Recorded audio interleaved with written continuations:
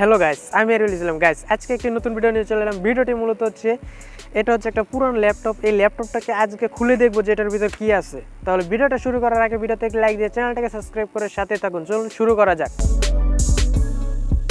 Guys, এই ল্যাপটপটাকে খোলার জন্য এই দুইটা মার্তুল ব্যবহার করব। তাহলে এটা খোলা যাক। ফার্স্টে যেটা আছে এটা হচ্ছে একটা ওয়েব ক্যাম। এই ওয়েব ক্যামটা দিয়ে মূলত ভিডিও কলে কথা বলা হয়। আর তারপর আছে হচ্ছে গিয়া এই হচ্ছে একটা মাইক্রোফোন, এটা দিয়ে কথা আসা যাওয়া করে। তাহলে এটা ডিসপ্লের যে উপরে কভারটা এটা খুলে নেই। তাহলে গাইস, এই কভারটাকে খুলে নিয়েছি। এবার ফার্স্টে যেটা দেখতেছেন এই যে এটা হচ্ছে একটা ডিসপ্লে। গাইস, এবারে উপরের কভারটাকে খুলে নেই। গাইস, এটা হচ্ছে একটা মাউস প্যাড যেটা দিয়ে ক্লিক করা হয়। এই যে এটা হচ্ছে গিয়ে একটা ওয়াইফাই কার্ড। এই যে এটা হচ্ছে একটা ওয়াইফাই কার্ড যেটা দিয়ে ওয়্যারলেসলি ওয়াইফাই কানেক্ট হয়। তারপর আছে হচ্ছে এই কিবোর্ডটাকে। তাহলে কিবোর্ডটাকে খুলে নেই। এই হচ্ছে কিবোর্ড যেটা দিয়ে টাইপ করা হয় আর কি, লেখা যা ইচ্ছে তাই টাইপ করা হয়।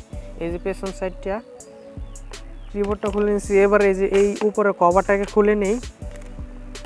এই কভারটাকে খোলার জন্য এই কয়েকটা নাট খুলতে হবে। তাহলে নাটটা খুলে নেই। গাইস, নাটগুলো খোলা শেষ। এবার এই উপরে কভারটাকে খুলে নেই। এই যে এটা হচ্ছে একটা পাওয়ার বাটন যেটা দিয়ে ল্যাপটপ চালু করা হয়। আর এটা হচ্ছে হিট স্ক্রিন। এই হিট স্ক্রিনটা দেওয়ার কারণ হচ্ছে গিয়া এই যে এই ছোটো ছোটো আইসিগুলো এগুলোকে ঠান্ডা করার জন্য। এই আইসির হিটগুলো যাতে এই হিট স্ক্রিন এর পর জায়গায় চলে যায় তার জন্য এই ইয়েগুলো দেওয়া হচ্ছে। আর এই যে এখানে দেখেন থার্মাল প্যাড দেওয়া হয়েছে যাতে এই আইসির হিটগুলো এটার মধ্যে চলে যায়।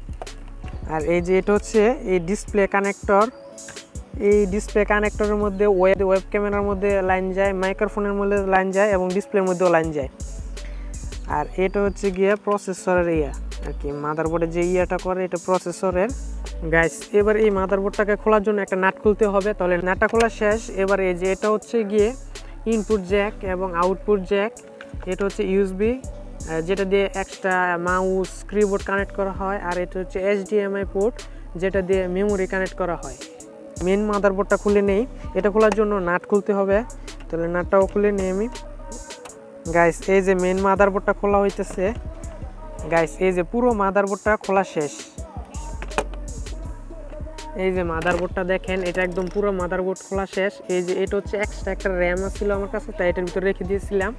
আর এই যে পিছন সাইডে দেখেন এইখানে হার্ড ড্রাইভ আছে যেটা মেমোরি বলে আর কি, হার্ড ড্রাইভ যেটার ভিতর ভিডিও ফুটেজ নানা ধরনের ছবি টবি এইগুলোকে ইনপুট করে রাখা হয় আর কি। আর এই হচ্ছে এই যে আরেকটা র্যাম।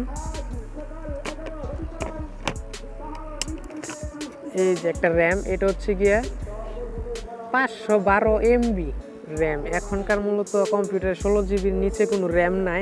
আর এই যে এটা হচ্ছে হার্ড ড্রাইভের কেস।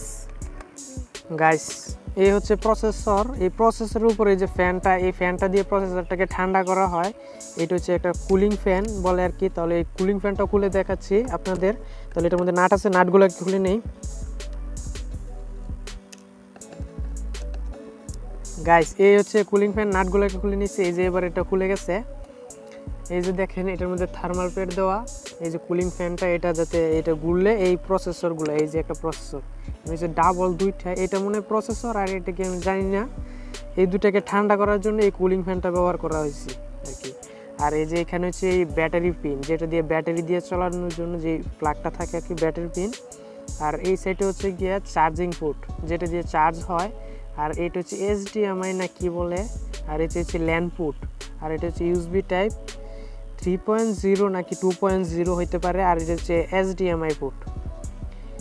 আর এই যে এখানে দেখেন একটা ছোট ব্যাটারি আছে। এটার মধ্যেও বলে মাঝে মাঝে চার্জ না থাকলে এই ল্যাপটপ চালু হয় না। ল্যাপটপ হোক আর কম্পিউটার হোক, যেটা চালু হয় না। তাহলে এই যে এটা হচ্ছে একটা ইন্টেল চিপ আছে। গাইস, তাহলে এই একটা ল্যাপটপের ভিতর আর কি যা যা থাকে তা এবার খুলে দেখিয়ে দিয়েছি। এবার এটা তো হয়তো বা সবাই দেখেছেন, তারপর আমি আজকে এটা দেখালাম যে একটা ল্যাপটপের ভিতর কি থাকে।